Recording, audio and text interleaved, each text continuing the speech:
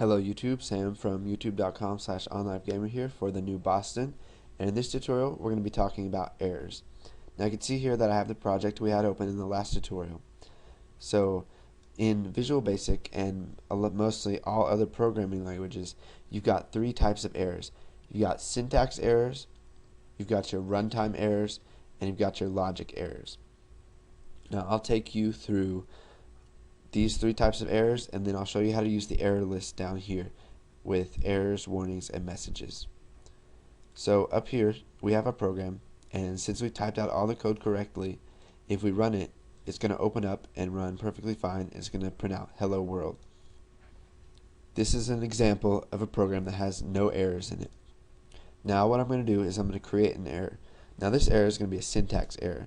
So you can see that when I remove this parentheses here, it gives us an error down here in the error list. It tells us expression expected. It tells us the file that it's in. So over here in our Solution Explorer, we've got our comments project, got my project which holds all the settings and stuff for it, and we've got our file module1.vb. Now in projects you can have a whole bunch of files. You can have a bunch of modules and a bunch of classes or forms and other stuff. So this is very useful when you're making bigger programs because it'll let you know which file it's in.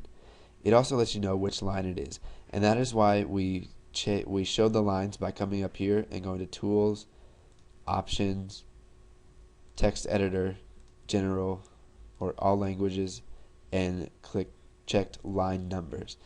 Now we did that so that whenever we get errors, we can see the line number that's in here, come over to our file, and we can come down here to line number 5 where it is, and column 26. Now column 26 just means that it is 16 spaces over from the left right here.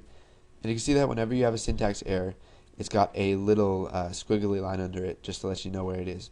Now if we go ahead and try to run this, it won't run, and it'll say that there were build errors. And if we go ahead and fix this, it should run perfectly fine. It says hello world right there.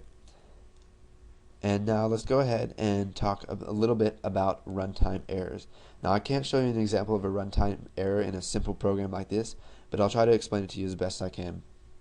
Now let's say you're making a like an FTP downloader, which is what we're going to make later on, close to the end of the tutorials. Once we've covered everything, I'm going to teach you how to build specific programs. I'm going to take you through the steps I use to build those. So let's say we're creating an FTP downloader, and we want to open a file to upload to the FTP server. So we try to open a file and it works fine, and then once we try to upload it to the server, it's going to give us an error because let's say the user doesn't have access to that. Now because the user doesn't have right permissions, when they try to upload it, it's going to give them an error, and the program's going to freeze up and it's going to stop working, and you'll have to force close it. So basically what you would need to do to handle this is to go ahead and enclose all of that code in what's called a try-catch statement. Now what this does is it tries a block of code and catches any errors that are thrown, and then once it catches those, it decides what to do with them. Now all the programs that we're going to be writing, or at least most of them up until close to the end, we're not going to need a try-catch statement, so we'll be learning that later on. So that's pretty much what a runtime error is. Now I'll tell you what a logic error is. A logic error is something that mostly every programmer hates. What it means is that your program compiles fine, it runs fine, but then the results or the outcome that you get from using your program is not what you expected.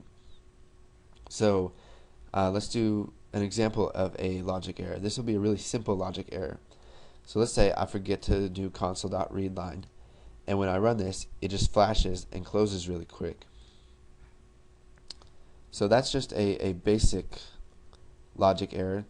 But an example of a major logic error would be, let's say somebody makes a calculator and they build all these classes for it, and then once they go in the calculator and try to use it, their calculations are wrong.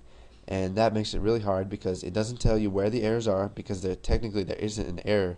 It's just an error in what you did, and the outcome is not what you expected.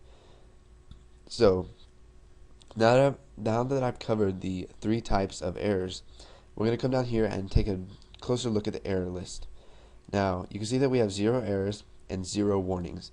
Now what a warning is it's pretty much the compiler trying to protect you from errors possibly happening when you run your code. So let's say, you may not understand this, let's say you create a variable and the variable is null and you try to do something but then the variable is never assigned, and you try to call that variable, you're going to get a null and you're going to get an error from that. So always look at your warnings, don't ignore them, and under messages it just gives you possible things that you may want to. Okay, so now that you've taken a look at some of the errors and the error types you can get, and you've looked at the error list and how to find those errors and fix them, go ahead and just play around with that a little bit more. Maybe watch this again just to get that stuck into your head. And once you're done with that, go ahead and move on to the next tutorial. And don't forget to comment, like, and subscribe.